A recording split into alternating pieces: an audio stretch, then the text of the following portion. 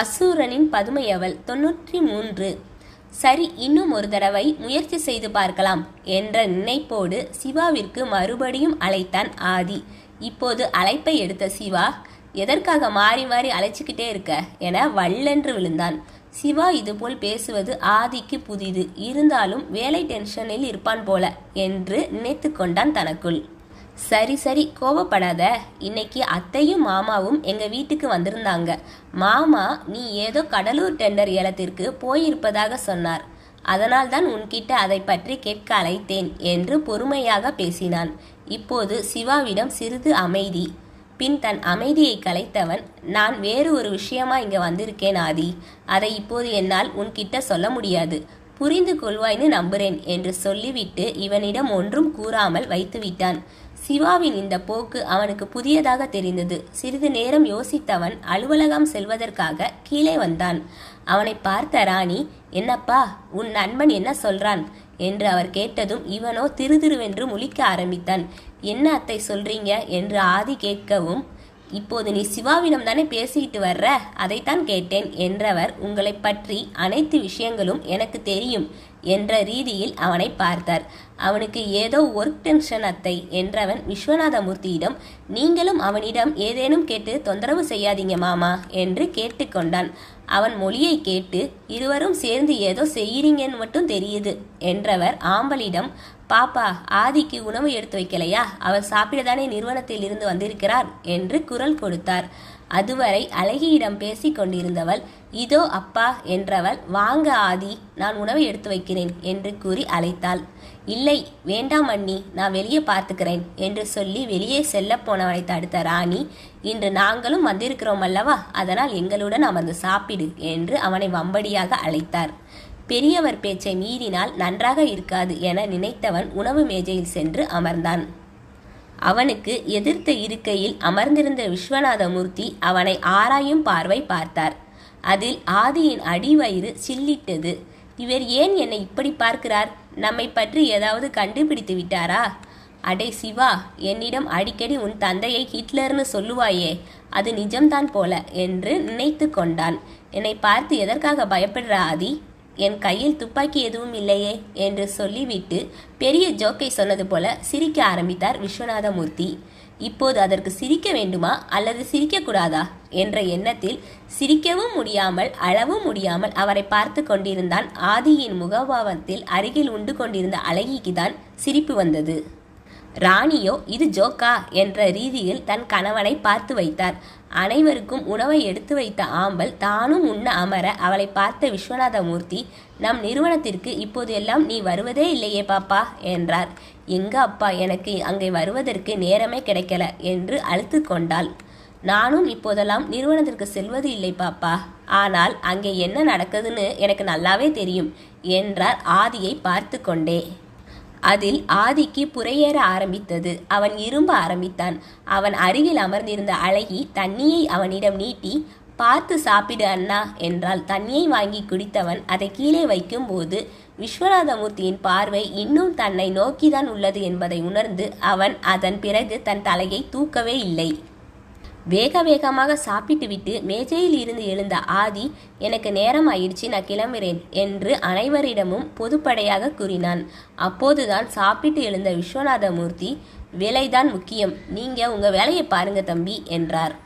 சரி மாமா என்று அங்கிருந்து செல்ல போனவனை திரும்பவும் தன் பேச்சின் மூலம் நிப்பாட்டியவர், அடுத்த டெண்டர் உங்களுக்கா இல்லை சிவாவுக்கா என்று கேட்டு நிறுத்தினார். சிவா பெயரை கேட்டதும் அவனுக்கு பயம் பிடித்து கொண்டது. அந்த ஏசி அறையிலும் அவனுக்கு வியர்வை சிந்த தன் நெற்றியில் வழிந்த வியர்வையை துடைத்து கொண்டவன், தெரியல மாமா, ஆனால் அந்த டெண்டரை கைப்பற்ற எங்கள் நிறுவனம் பாடுபடும் என்று தன்னை நிதானத்திற்கு கொண்டு வந்து கூறினான். அதற்கு மெல்லியதாக சிரித்தவர், போன டெண்டர் எங்களுக்கு வந்துடுச்சு, அப்படி என்றால் இந்த டெண்டர் உங்களுக்குத்தானே என்றவர் குரலில் என்ன இருந்தது என்பது அங்கிருந்த யாருக்கும் தெரியவில்லை. ஆனால் ஆதிக்கு இவரிடம் வசமாக மாட்டிக்கொண்டோம் என்பது மட்டும் தெரிந்தது. ஆனால் அதற்கு எதுவும் பேசாமல் சிரித்து கொண்டே சமாளிக்க ஆரம்பித்தான். தன் கையை துடைத்து கொண்டு ஆதியின் தோளில் கை போட்டபடி அவனை அழைத்து கொண்டு நடுக்கூடத்திற்கு வந்தார். இவரிடம் இருந்து என்ன வரப்போகின்றதோ என்ற தடதடக்கும் இதயத்துடன் அவருடன் சென்றான் ஆதி. இது உங்கள் அண்ணனுக்கு தெரியுமா என்று கேட்டார் விஸ்வநாதமூர்த்தி. எது மாமா என்று ஒன்றும் புரியாதவன் போல் நடித்தான். அதான் நீயும் சிவாவும் உங்களுக்குள் செய்து கொண்ட ஒப்பந்தம் என்று விஷயத்தை போட்டு உடைத்தார். நீங்கள் பேசுவது எனக்கு புரியலையே மாமா, என்ன ஒப்பந்தம் என்று பொய்யாக முழித்தான். அப்ப சரி, இதை பற்றி நான் உன் அண்ணனிடம் பேசுகிறேன் என்று அவர் சொன்னதும் தான் தாமதம். வேகமாக அவர் கையை பிடித்து கொண்டவன், அச்சிச்சோ வேண்டாம் மாமா, உங்கள் கையை காலா நினைச்சு கேட்கிறேன் என்று மன்றாடினான். அவனை பார்த்த விஸ்வநாதமூர்த்திக்கு சிரிப்பு வர ஆரம்பித்தது. அவன் தோள்களை சுற்றி தன் கையை போட்டவர், நான் தொழிலில் எப்போதும் விட்டு கொடுக்க மாட்டேன் ஆதி. இனி டெண்டர் எடுக்க சிவா வரமாட்டான். இதை நீயே நான் சொன்னேன் என்று அவனிடம் கூறிவிடு என்று சிரிப்புடன் ஆரம்பித்தவர் கோபமாக சொல்லி முடித்தார். அவர் கோபத்தை பார்த்த ஆதியின் கைகள் நடுங்க ஆரம்பித்தது. இது அண்ணனுக்கு தெரிய வேண்டாம் மாமா, இனி இந்த தவறை நாங்கள் 2 பேரும் செய்ய மாட்டோம் என்று உண்மையாக வருந்தினான். அவன் உண்மையாகவே வருத்தப்படுவதை உணர்ந்து கொண்டவர், நீங்கள் இருவரும் ஒற்றுமையாக இருப்பதை பார்த்து நான் மகிழ்ச்சி கொள்கிறேன் ஆதி. ஆனால் நீங்கள் விளையாட்டாக இரு நிறுவனத்தின் தொழிலாளர்கள் உழைப்போடு விளையாடுவதை நான் அனுமதிக்க மாட்டேன் என்று கடுமையாக எச்சரித்தார். சரி சரி என்று கேட்டுக்கொண்டவன் பின் தப்பித்தோம் பிழைத்தோம் என்று அங்கிருந்து சென்றான்.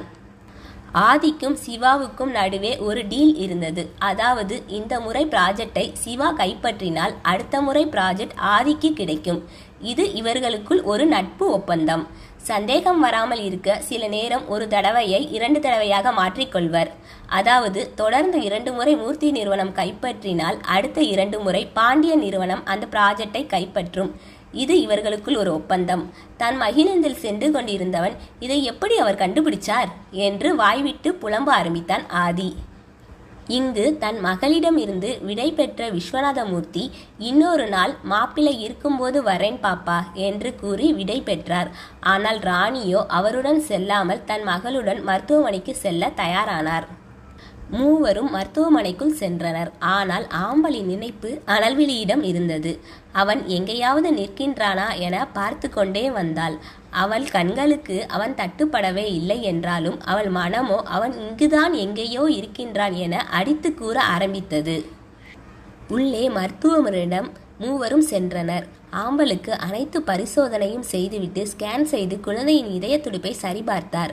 படுத்து இருந்தவள் பக்கவாட்டு பக்கமாக இருந்த மானிட்டரை அவளிடம் காட்டிய மருத்துவர், அதில் தெரியும் ஒரு புள்ளி துடிப்பு கொண்டு இருக்கின்றதே, அதுதான் உங்கள் குழந்தையோட ஹார்ட் பீட் என்றார். அதை பார்த்தவள் கண்களில் கண்ணீர் பொங்க ஆரம்பித்தது.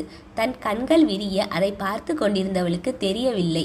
அவளுக்கு பின்னால் நின்றிருந்த ஒரு உருவம் அவளையும் அந்த மானிட்டரையும் பார்த்து மகிழ்ச்சியால் பூரித்ததை. ராணியும் அழகியும் வெளியே இருந்த அறையில் காத்து கொண்டு இருந்தனர். பின் அந்த உருவம் சத்தம் இல்லாமல் அந்த இடத்தை விட்டு சென்றது. இது எதையும் அறியாத ஆம்பல் தன்னை சுத்தப்படுத்தி கொண்டு வெளியே வந்தாள். மிகப்பெரிய மாலில் ஒரு கடையின் வெளியே அனல்விழிக்காக காத்து கொண்டிருந்தாள் நிலா. அவள் அருகே வந்த அனல்விழி, போகலாமா நிலா என்றான். இவ்வளவு நேரமா எங்க மாமா போயிருந்தீங்க என்று குறைபட்டு கொண்டாள் அவள். வயிறு கொஞ்சம் சரியில்லை நிலா, அதான் என்று கூறி இழுத்தான். நம் வீட்டுக்கு போவோமா என்று தன் வயிற்றை தடவியபடி கேட்டான். சரி மாமா என்று வேண்டா வெறுப்பாக தலையை ஆட்டிவிட்டு அவனுடன் சென்றாள்.